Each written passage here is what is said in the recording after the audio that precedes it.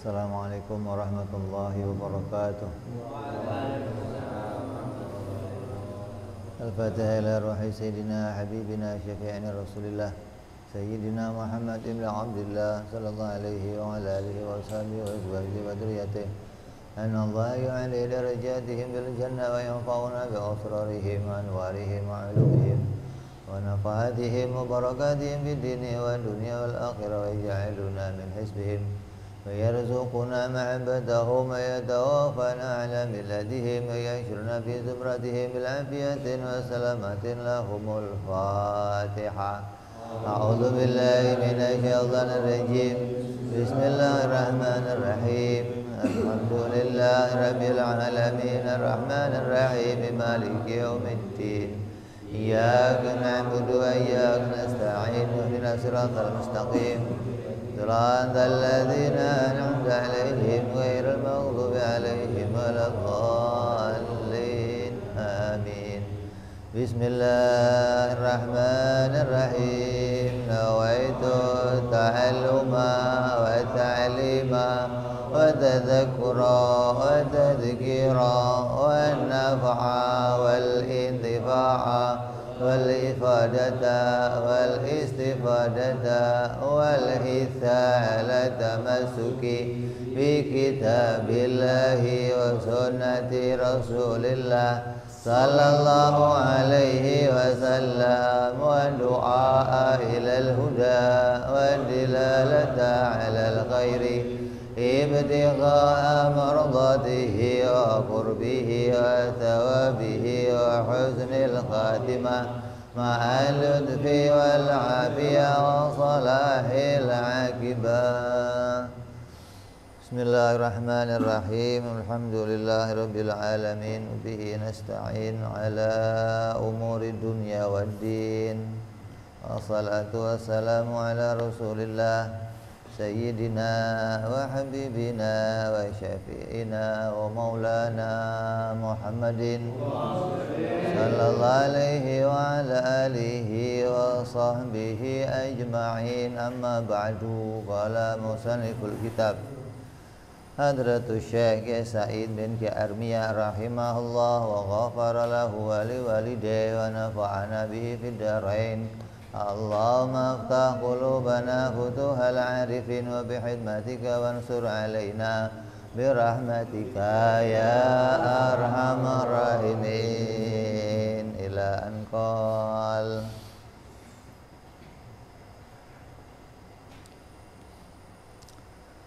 Selesai kita membahas sifat Allah Subhanahu wa ta'ala secara terperinci, secara detail sudah kita bahas sifat-sifat Allah Subhanahu wa ta'ala satu persatu, dari sifat yang wajib, yang mustahil maupun perkara yang jaiz. Yang wajib sudah kita bahas, jumlahnya berapa?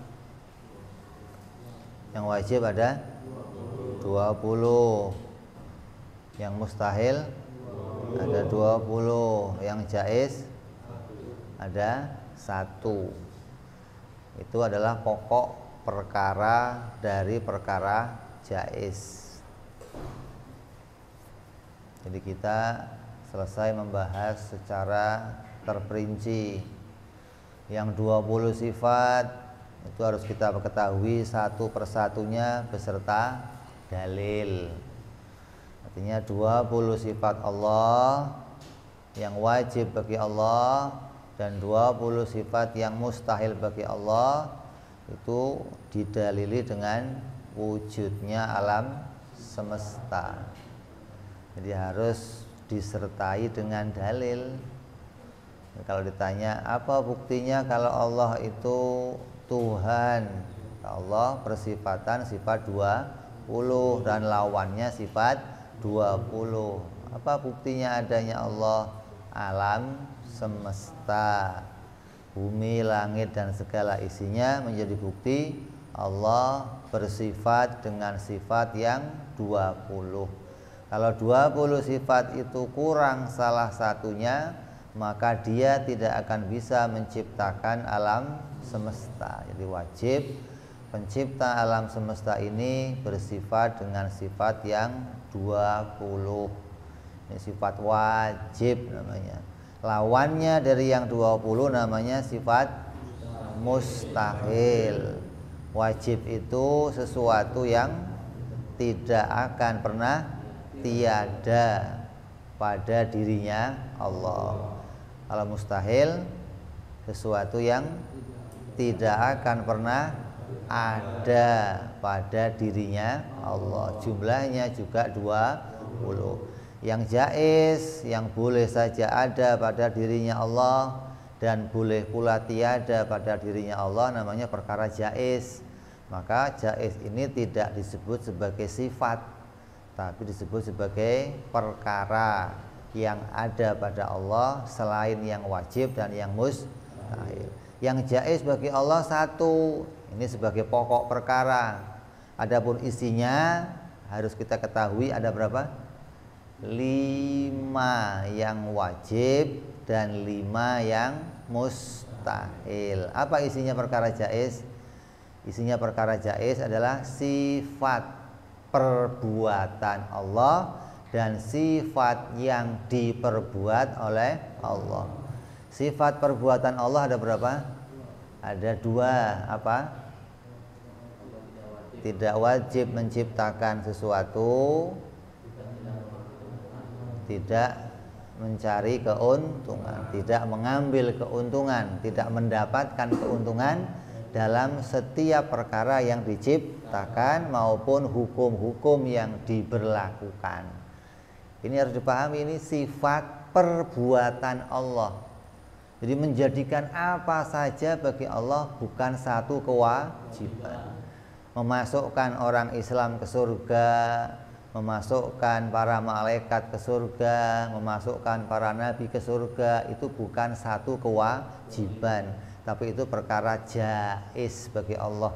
Boleh-boleh saja Allah menjadikan itu semua, dan boleh pula Allah tidak menjadikannya.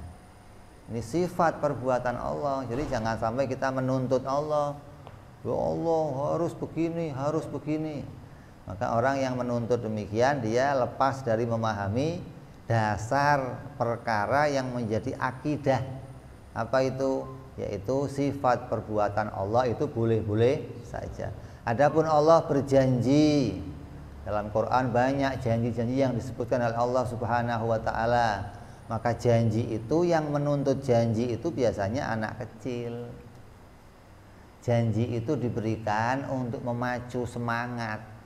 Ya, kalau bisa juara, apa kasih hadiah. Kalau bisa sekolah rajin, kasih hadiah untuk apa? Memacu semangat. Nah, orang yang setiap kerja kok yang ditagih janji, saya mau sholat, jangan lupa ya janjinya ya. Ya, asal mau sekolah janji ya, uang ya. Asal mau janji ya, ini ribet janji aja.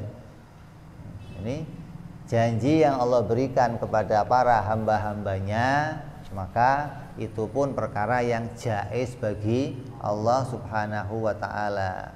Allah tidak ada kewajiban menjadikan apapun, karena apabila Allah wajib menjadikan sesuatu yang diciptakan oleh Allah tidak akan pernah tiada. Kalau Allah wajib menjadikan sesuatu, perkara jaiz akan berubah menjadi wajib, dan itu mustahil. Mustahil ada perkara jaiz menjadi wajib. Jaiz itu selamanya akan jaiz, tidak akan berubah. Hukum akal itu tidak akan berubah dari jaiz kok jadi mustahil, atau dari mustahil jadi wajib. Ini enggak ada. Jaiz selamanya jaiz, wajib selamanya wajib, dan mustahil selamanya mustahil. Menjadikan alam ini perkara jaiz bagi Allah. Adapun Allah menjanjikan sesuatu kepada kita, kemudian yang dijanjikan oleh Allah itu tidak kunjung datang kepada kita, maka kita tidak berhak menuntut Allah. Allah tidak berhak dituntut. Kenapa? Allah itu tidak ditanya apapun yang dia kerjakan. Allah mau bikin apa saja, tidak mau bikin apa saja, fa'alul lima yurid. Allah bikin yang Allah kehendaki. Kalau Allah nggak menghendaki, ya nggak dibikin. Nah, yang pantasnya dituntut, pantasnya ditanya itu para hamba-hambanya. Artinya ketika diberi sesuatu oleh Allah, ditanya syukur nggak kamu?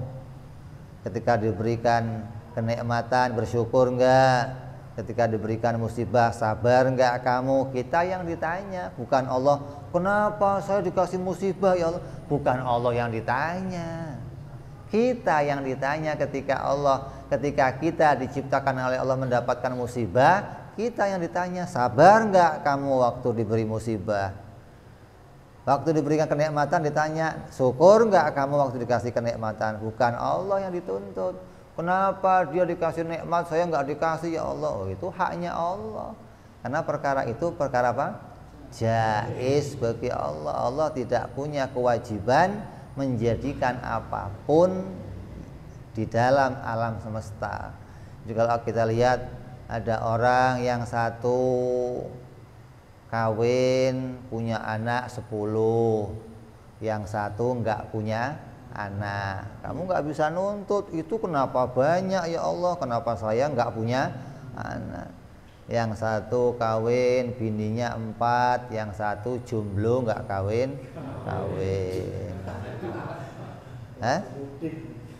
Ya nggak bisa nuntut.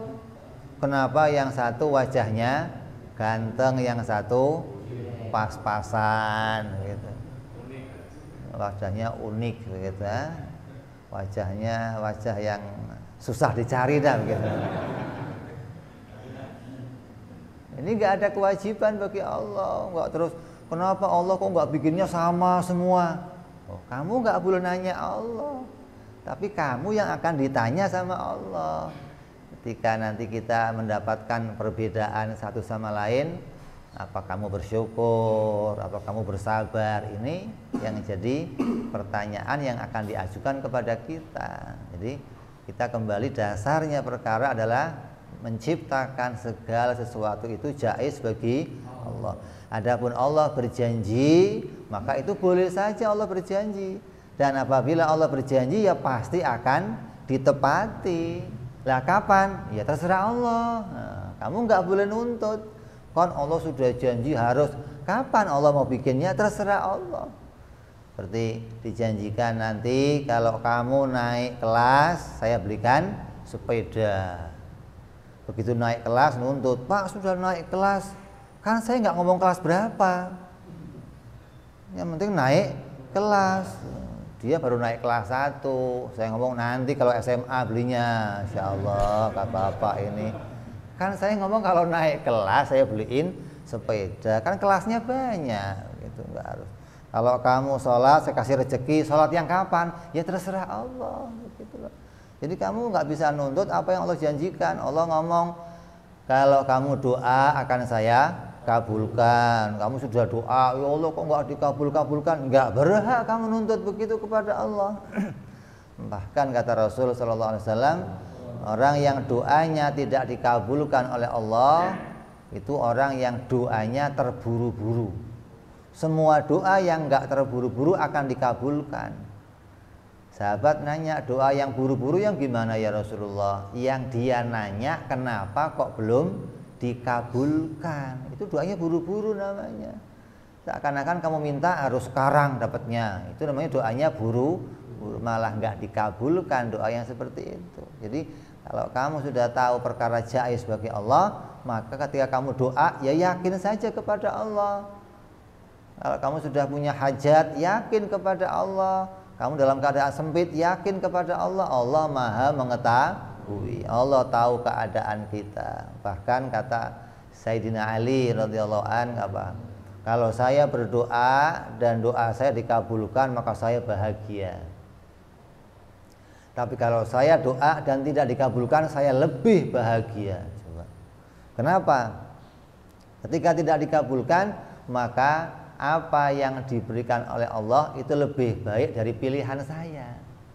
Berarti pilihan saya kurang baik, maka Allah mengganti doa saya dengan apa yang Allah pilihkan.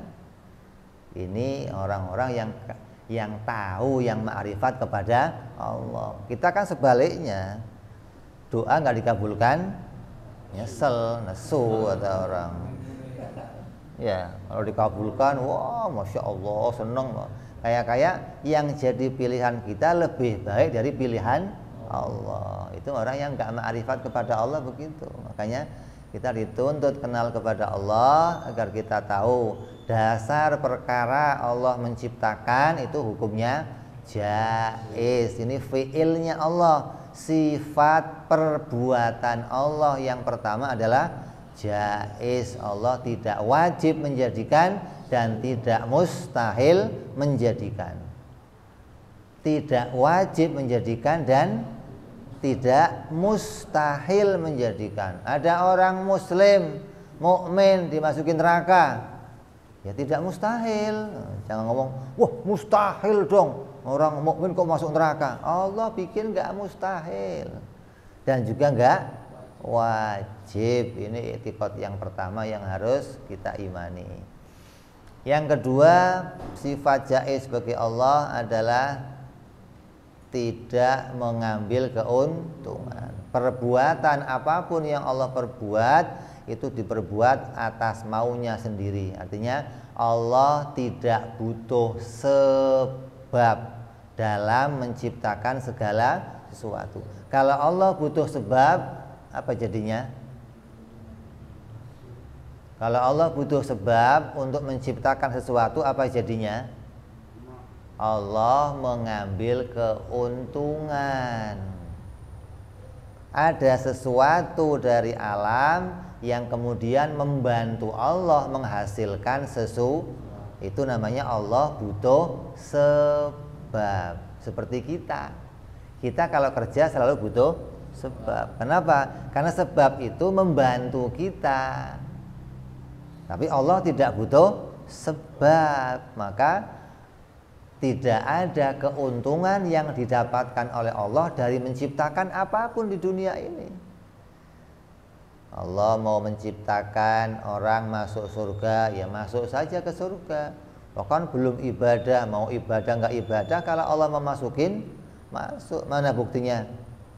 Anak kecil masuk surga tanpa ibadah.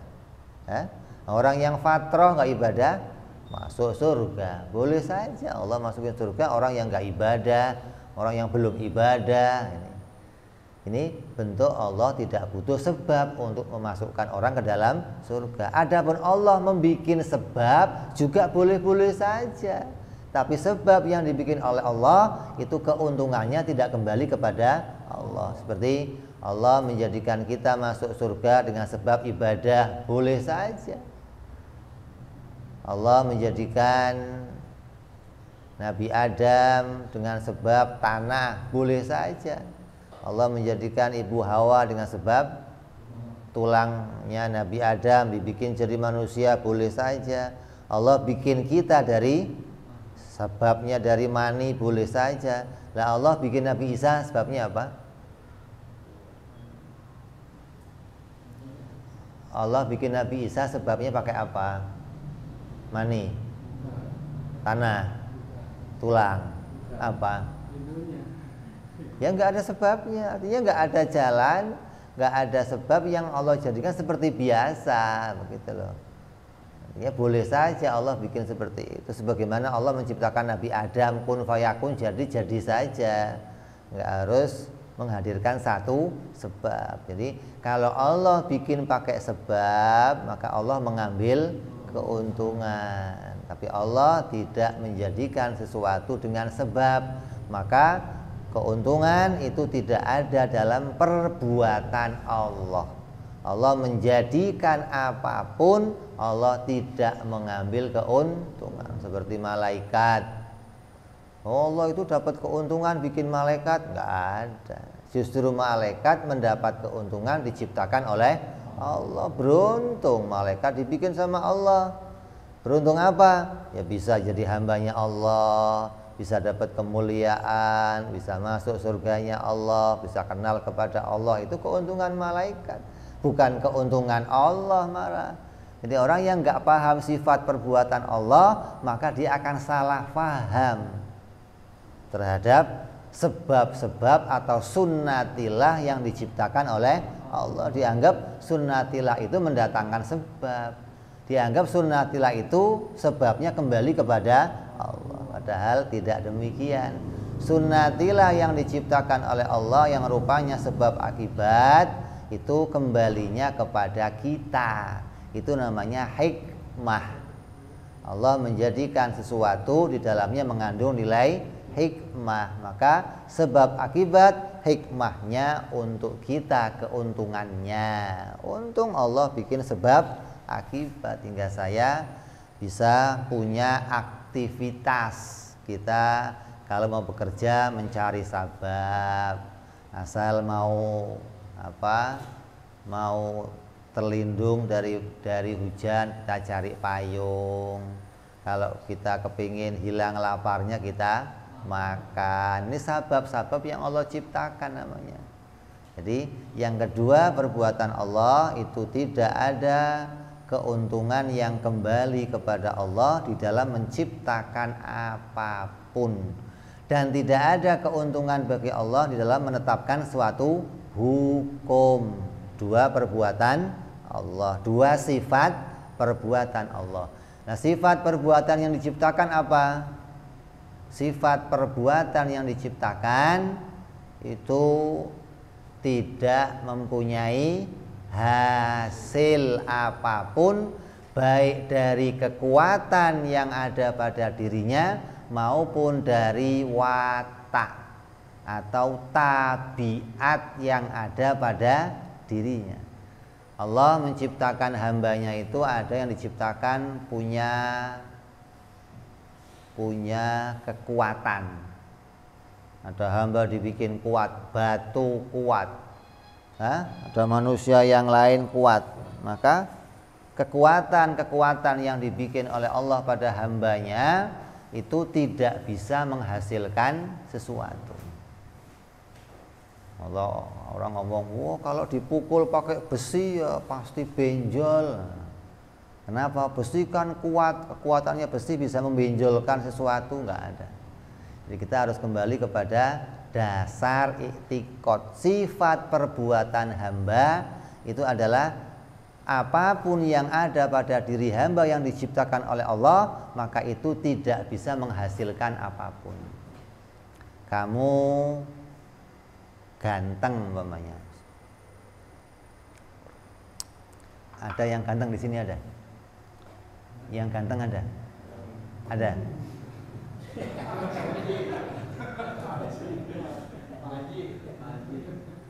Gantengnya kamu itu tidak bisa menimbulkan kekuatan wanita tertarik. Jangan kamu anggap bahwa oh dia tertarik gara-gara saya ganteng. Dia tertarik karena Allah menggerakkan hatinya untuk suka sama kamu, bukan karena gantengnya kamu.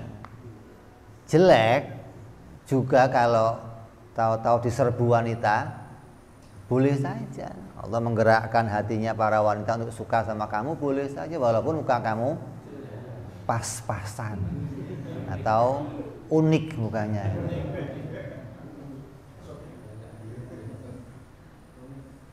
Jadi kita sering menyangka, kita sering salah sangka gitu loh. Dianggap sesuatu yang diberikan Allah pada saya bisa menghasilkan sesuatu, padahal hasilnya itu diciptakan oleh Allah. Saya diberi kuat, maka dianggap kuat saya bisa mengangkat sesuatu, enggak ada. Hasilnya dari setiap yang Allah ciptakan pada saya itu diciptakan juga oleh Allah. Kuatnya diciptakan, hasilnya juga diciptakan oleh Allah Subhanahu wa taala. Ini kembali pada makna i'tiqad, wallahu khalaqakum wa ma ta'malun. Allah menciptakan kamu dan menciptakan apapun yang kamu perbuat. Kita diciptakan, perbuatan kita diciptakan, hasilnya pun diciptakan oleh Allah Subhanahu wa taala. Kalau Allah menolong, maka perbuatan kita diberi hasil. Kalau nggak ada pertolongan, perbuatan kita tidak diberi hasil oleh Allah Subhanahu wa taala. Ini sifat perbuatan makhluk. Jadi kalau kamu kok tidak bisa menghasilkan sesuatu dari perbuatan kamu, jangan kecewa. Memang kamu nggak bisa menghasilkan.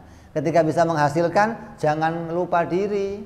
Wah, saya mampu. Jangan, itu datang dari Allah Subhanahu wa taala, bukan dari diri kita sendiri, bukan.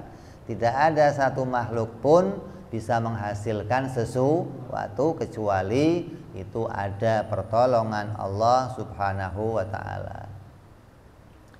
Jadi makhluk tidak punya perbuatan, makhluk tidak punya hasil pada perbuatan dirinya, baik dengan kekuatannya yang pertama maupun dengan tabiatnya. Yang ketiga, sifatnya makhluk adalah seluruh makhluk, seluruh alam pasti baru. Seluruh yang diciptakan oleh Allah pasti baru, ada permulaannya. Alam semesta ini harus seluruhnya baru.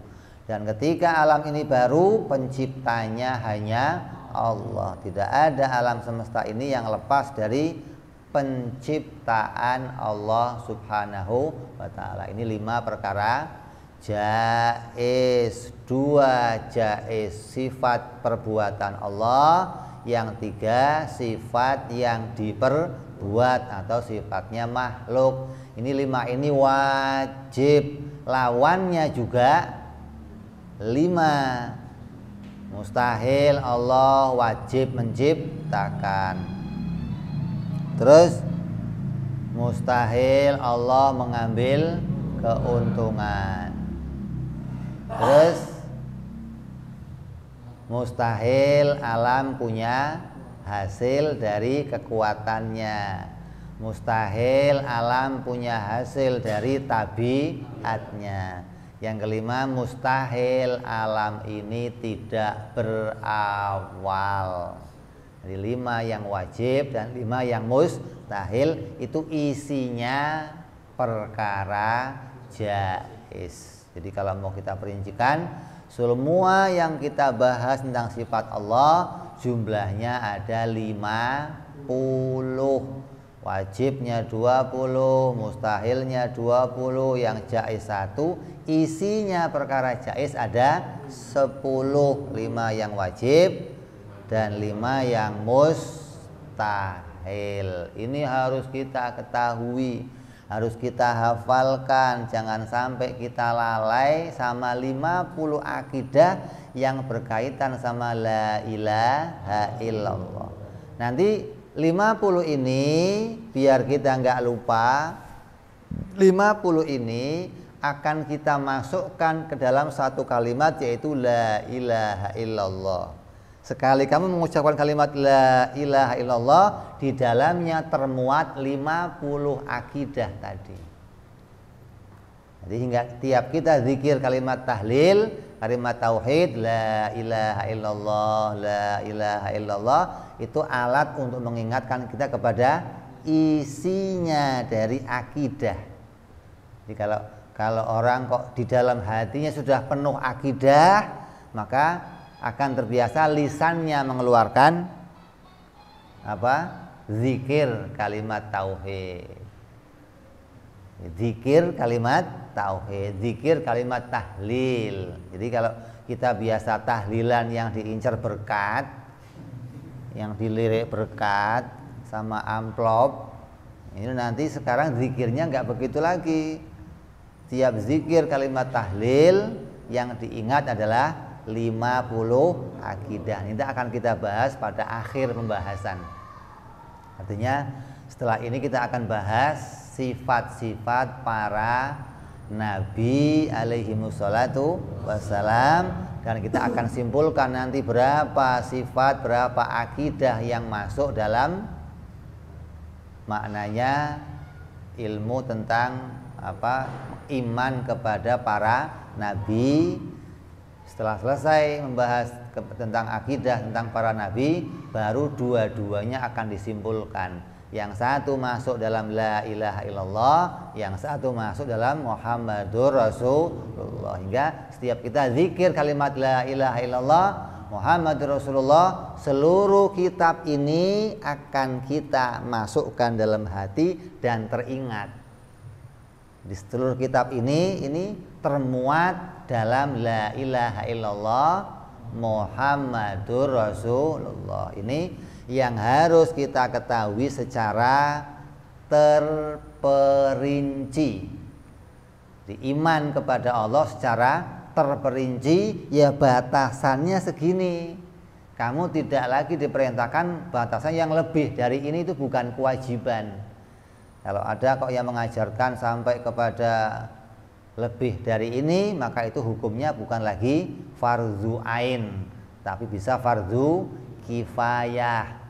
Maka jangan sampai kita yang awam kemudian tidak ada kemampuan bagi kita, kemudian mencoba kita belajar yang lebih dari ini, apalagi belajar dengan orang-orang filsafat, dengan orang-orang yang membahasnya tidak menggunakan prinsip wajib, mustahil, jaiz, maka kita bisa keluar dari prinsip akidah yang diajarkan oleh para pendahulu kita. Lalu apakah mengenal Allah itu cukup 50 sifat saja? Oh tidak. Dan diwajibkan juga kepada orang yang akil balik, laki-laki dan perempuan, tua dan muda, bahwasannya Allah Subhanahu wa ta'ala itu wajib bersifatan sempurna, yang kesempurnaannya itu tidak terbatas.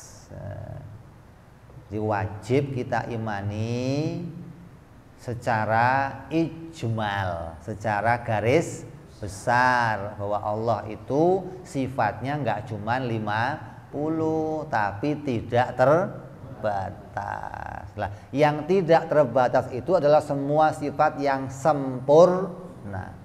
Kalau yang tidak terbatas itu mau kita pelajari, kita enggak akan sanggup gitu loh. Maka yang diperintahkan kepada kita untuk dipelajari itu cukup 50, karena terbatasnya akal kita, terbatasnya pikiran kita untuk bisa mengenali semua sifat-sifat Allah Subhanahu wa ta'ala. Sebagaimana Nabi Allah Isa alaihissalam berkata, ta'lamu ma fi nafsi wa la a'lamu ma fi nafsik. Ya Allah, engkau mengetahui seluruh apa-apa yang ada pada diriku, tapi saya enggak bisa tahu seluruh yang ada pada dirimu. Kenapa? Karena terbatas. Kita terbatas akalnya, terbatas hatinya, terbatas keadaannya, hingga batasan itu oleh Allah diberikan satu kewajiban yang cukup mengenal Allah dengan 50 akidah. Ini yang disepakati oleh para ulama. Adapun sifat Allah seluruhnya itu tidak terbatas, dan ini cukup kita ketahui secara ijmal, secara garis besar. Allah maha sempurna, Allah tidak terbatas sifat-sifatnya. Begitupun yang mustahil. Yang mustahil bagi Allah juga tidak terbatas. Bukan Allah itu yang mustahilnya juga 50. Oh enggak. Yang mustahil bagi Allah itu enggak cuma 20, tapi juga tidak terbatas. Artinya Allah mustahil bersifat dengan sifat kekurangan. Semua sifat kekurangan itu mustahil bagi Allah. Apa saja? Oh ya, apa saja yang kekurangan.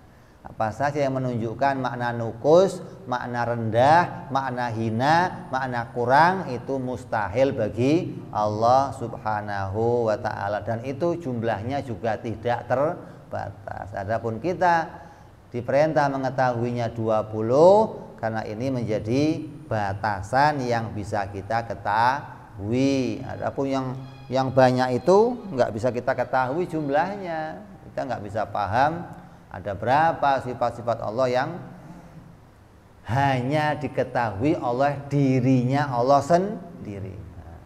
Dirinya Allah sendiri mengetahui sempurna semua sifat-sifatnya, nggak cuman yang 20 gitu loh. Allah tahu 20 sifat yang wajib pada dirinya, dan Allah tahu yang tidak terbatas secara terperinci. Adapun kita diperintahkan cukup tahu 20 sifat yang wajib dan 20 sifat yang mustahil. Nah kalau sekarang saya nggak tahu yang 50 gimana? Saya tahunya cuman Allah itu pokoknya maha sempurna. Tanpa saya tahu yang 50 akidah bagaimana? Kita belum menggugurkan kewajiban.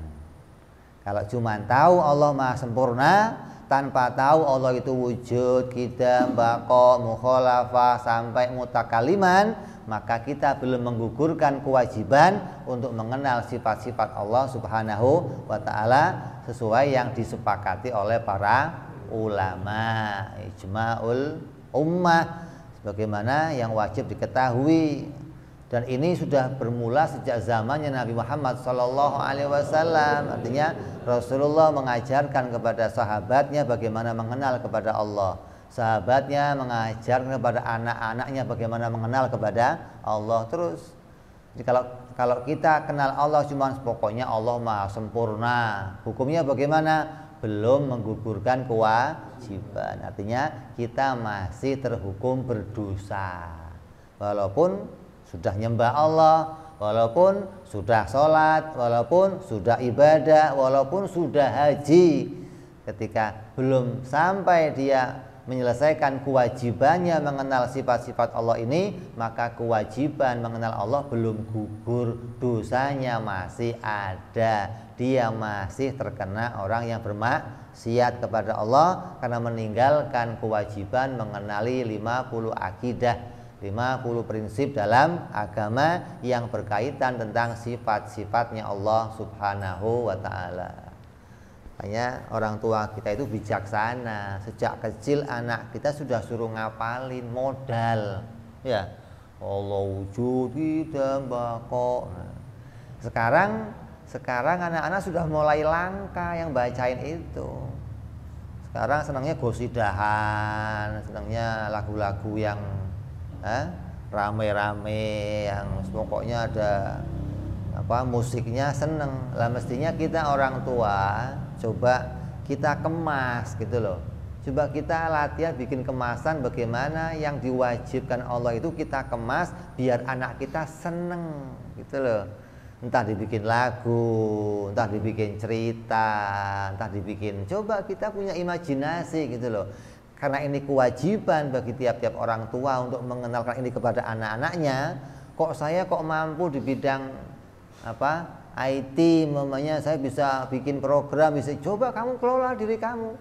Saya mau bikin sesuatu yang mudah untuk anak saya menghafalkan ini, atau yang mudah untuk anak saya bisa menangkap pemahaman ini. Bikin kreasi, sekarang kan lengkap. Orang sudah banyak bikin aplikasi, bikin program di internet. Yang lebih banyak bikin seperti ini banyak kan Malaysia. Banyak. Kalau kamu buka aplikasi di Play Store tentang tauhid, itu isinya Malaysia semua bikin program. Yang bentuknya lagu, yang bentuknya gambar, yang bentuknya macam-macam. Lah, ini tujuannya apa? Mereka ingin memudahkan anak-anak kita sejak dini sudah punya akidah, sudah punya prinsip tentang agamanya sendiri. Agar ketika mereka sudah mengenal dunia luar, sudah bergaul dengan banyak orang, maka dia tidak akan dimasuki lagi paham-paham dari luar. Dia sudah tertanam dalam hatinya, ini loh yang diajarkan orang tua saya sejak kecil. Nah, ketika nanti dia bergaul ke seluruh penjuru dunia, kemudian dia bertemu dengan kelompok yang sama akidahnya, dia akan gabung. Oh, ini seakidah dengan saya. Walaupun nanti ketika berjumpa dengan yang lain akidah, dia bukan bermusuhan, tapi dia tahu batasannya, khilaf. Oh, ada perbedaan pandangan. Dia tidak lagi mengikuti orang yang khilaf atau beda pandangan dalam masalah-masalah yang diajarkan sama orang tuanya. Tapi kalau sejak kecil sama sekali nggak pernah kita ajarkan, kemudian dia bergaul sama orang di luar sana, pulang prinsipnya akan beda sama kita nanti. Kadang kamu sholat madhabnya ngulon, dia ngidul nanti. Bisa-bisa dia nggak sholat segala nanti. Kenapa? Karena di luar sana sudah banyak paham-paham yang keluar dari relnya Ahlus Sunnah wal Jamaah. Maka kita kepingin tetap kita berada, diri kita sampai anak-anak kita, cucu kita masih sepondasi, sejalan dengan para pendahulu kita, para kakek-kakek kita, para a'immah kita, para aslaf kita. Mereka mempertahankan apa yang diajarkan oleh para pendahulunya sampai kepada kita. Tanah Jawa ini sudah sejak dulu dikuasai Wali Songo sama akidah Ahlussunnah, itu sudah sejak dulu. Maka ketika ada kelompok-kelompok yang tahu Islam itu nggak bisa dihancurkan, Islam nggak bisa dirobohkan kecuali dirusak dari dalam, maka mereka datangkan kelompok-kelompok pengacau yang kemudian bikin perpecahan di tengah-tengah orang Islam. Ini sudah misi memang. Jadi mereka nggak senang melihat orang Islam itu damai, beragama dengan tenang, ibadah dengan tenang. Mereka nggak senang, maka mereka datangkan kelompok-kelompok yang kemudian mengatasnamakan Islam tapi ajarannya bertentangan dengan kelompok yang ada, sengaja memang. Gitu loh. Di Indonesia dari dulu Syafi'iyah nggak pernah ada keributan. Kemudian muncul kelompok, ada yang Hambali, ada yang Maliki, mulai nggak pakai bismillah, mulai sholatnya dengan cara orang-orang Mekah, dibawa kemari sengaja. Padahal di sini sejak Wali Songo sudah pergi haji. Beratus-ratus tahun nggak ada permasalahan. Kenapa? Karena nggak ada misi. Begitu ada misi, orang-orang yang ingin menghancurkan orang Islam, didatangkan orang-orang yang berbeda agar mulai timbul perpecahan, timbul kelompok demi kelompok, hingga masing-masing menganggap kelompoknya paling benar, yang lain salah. Ini sengaja dimunculkan. Maka penting kita tanamkan akidah ini. Jangan sampai anak-anak kita diisi akidahnya oleh orang-orang yang tujuannya adalah menghancurkan umat Islam. Tujuannya membangun agama Islam yang isi orang-orangnya tanpa akidah.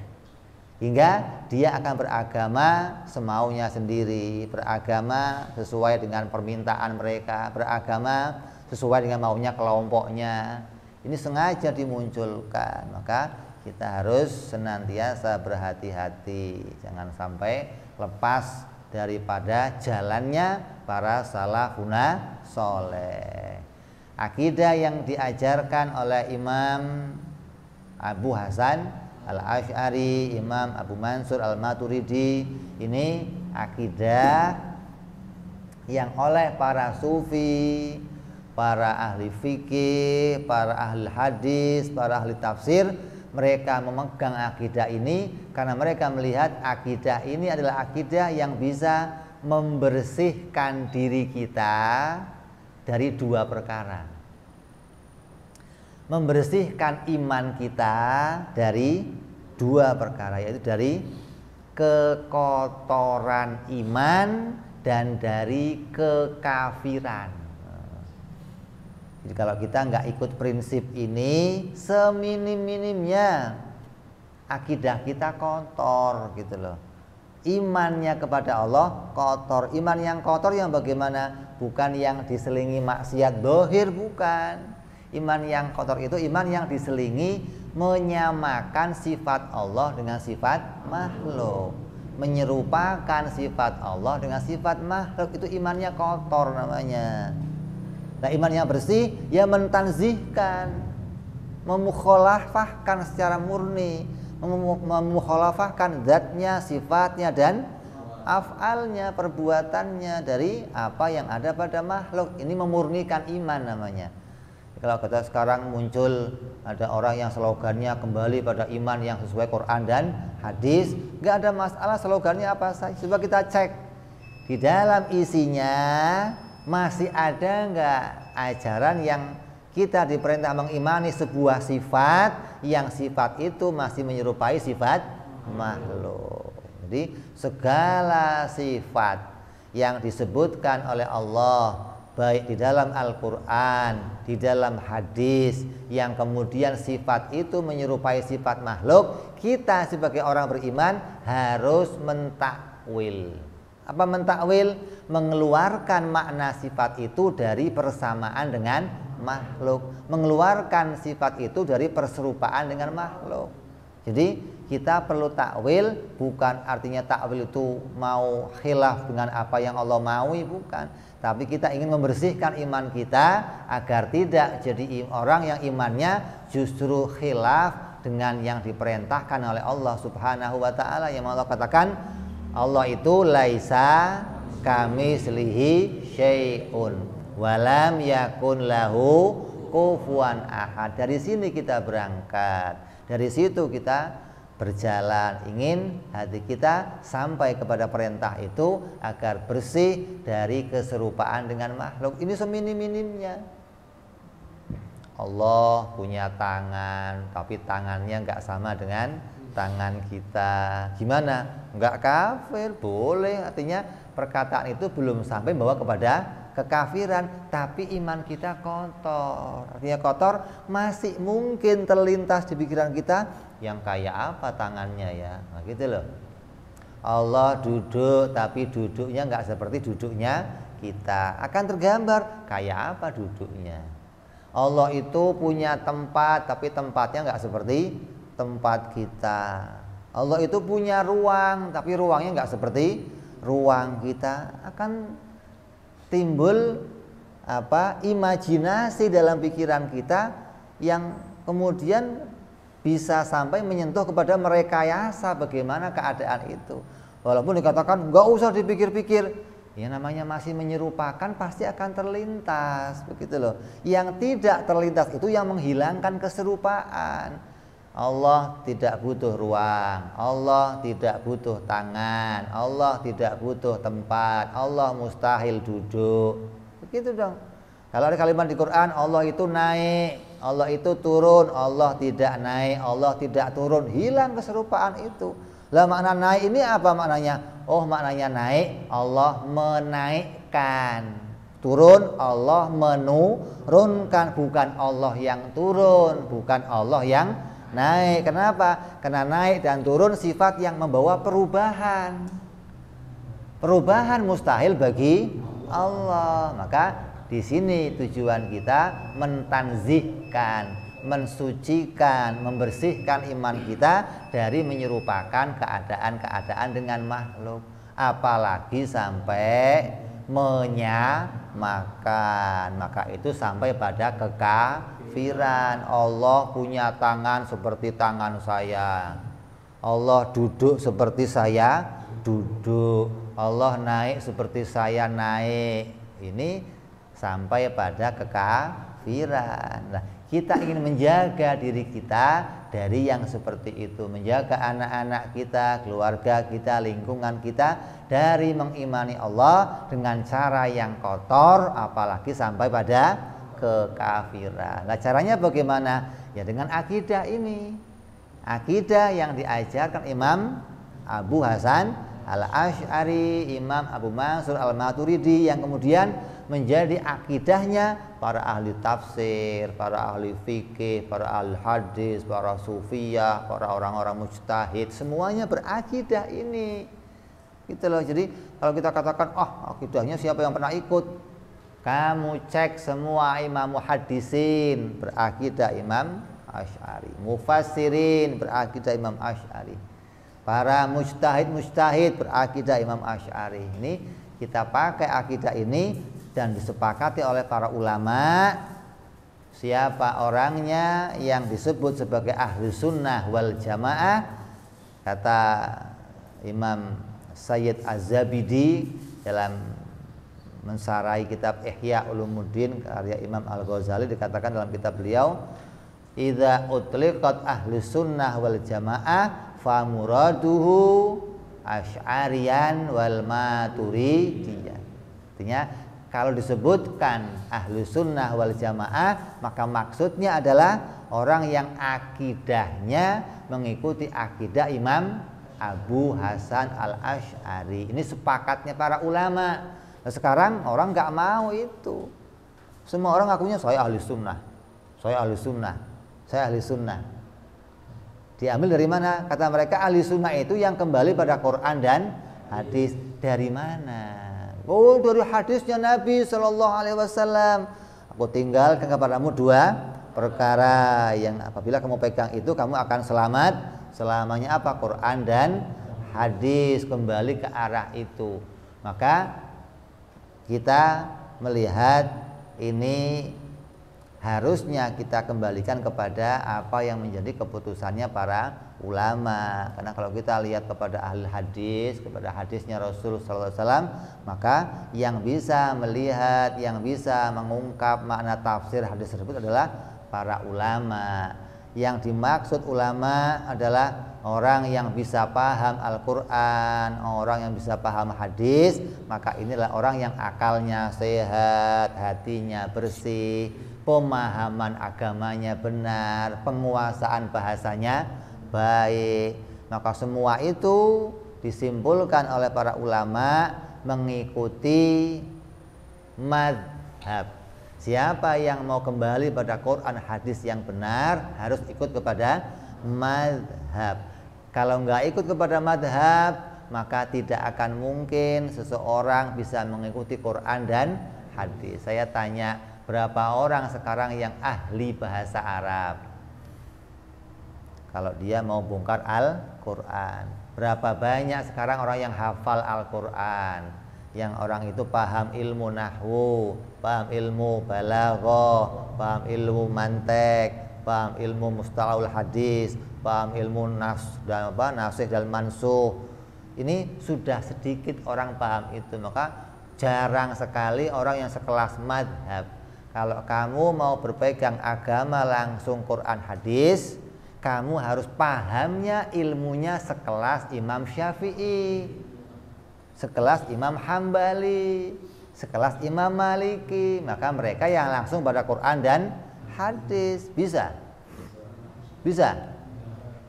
Kalau nggak bisa bagaimana? Maka saya mengikuti Imam Syafi'i, Imam Madhab namanya. Jadi ahli sunnahnya bagaimana? Kata ulama, di dalam amaliyahnya, di dalam ibadahnya mengikuti salah satu imam yang empat. Imam Syafi'i, Imam Hambali, Imam Hanafi, dan Imam Maliki. Salah satu ini kamu ikuti, maka amalan ibadah kamu dianggap benar. Karena merekalah orang-orang yang langsung mengambil aturan ibadah dari Quran dan hadis. Dan masalah akidahnya mengikuti Imam Abu Hasan Al-Asy'ari. Jadi ini sepakat ini. Kalau kita mau luruskan lagi, banyak lagi. Untuk tafsir Qur'annya ikut siapa? Ikut Imam Jalalain, Jalaluddin Al-Mahalli, Jalaluddin As-Suyuti. Hadisnya ikut siapa? Oh, hadis ikut Kutubus Sittah, Imam Abu Dawud, Imam Tirmidzi, Imam Bukhari, Imam Muslim, Imam Nasa'i. Ini mereka inilah yang disebut oh hadisnya kita ambil. Yang lain bagaimana? Ada tapi kadang nggak sahih. Mereka lah orang yang punya sahih, hadis-hadis yang sahih. Untuk urusan yang lain lagi, untuk urusan apa? Mengetahui falak ada lagi imamnya. Untuk mengetahui bahasa Arab ada lagi imamnya. Ini ulama bikin kesepakatan. Orang yang kembali pada Quran hadis, maka dia nggak bisa langsung ke sana karena kurangnya kemampuan. Lah untuk sampai memahami sesuai dengan Nabi bagaimana? Ikut para madhab. Maka para madhab dari mana mengambilnya? Kesepakatannya semua umat. Umat pada masa itu melihat Imam Syafi'i orang yang istimewa, Imam Ahmad bin Hambal orang yang istimewa, sampai semua para ulama-ulama kita. Jadi ini sudah bukan lagi sesuatu yang perlu kita perdebatkan. Kita tinggal mengikuti saja apa yang sudah diturunkan oleh para ulama kita. Jangan bikin aliran baru, jangan bikin ajaran baru, jangan bikin tradisi yang baru, jangan bikin thariqah yang baru. Kamu mau apa saja sudah ada dalam pendahulu kita, tinggal kita ikuti. Kalau kamu anggap oh terlalu kaku, ya kamu modifikasi sedikit aja, ya biar keren, biar oh kalau sufi itu harus pakainya pakaiannya, nggak usah pakai dasi boleh kamu sufi, kenapa nggak boleh? Kenapa di Turki sufi-sufi pakainya dasi? Ya di sufi nggak ada masalah. Sufi harusnya pakainya udeng-udeng, itu sufi dulu. Yang penting rel ubudiyahnya masih sama, rel i'tiqadiyahnya masih sama. Adapun pakaian boleh kamu modifikasi, jangan kaku. Oh enggak boleh, harus begini. Itu enggak bisa di zaman yang sekarang ini. Kita harus ikut pada keadaan. Kalaupun itu mau kamu lakukan, boleh. Gitu loh. Kalau kamu masih ikut orang-orang dulu, oh enggak lah, saya masih pakaiannya yang bagus aja. Enggak ada masalah, jangan paksakan orang harus kamu begini. Enggak. Itu sudah sejak dulu jadi ajaran Islam.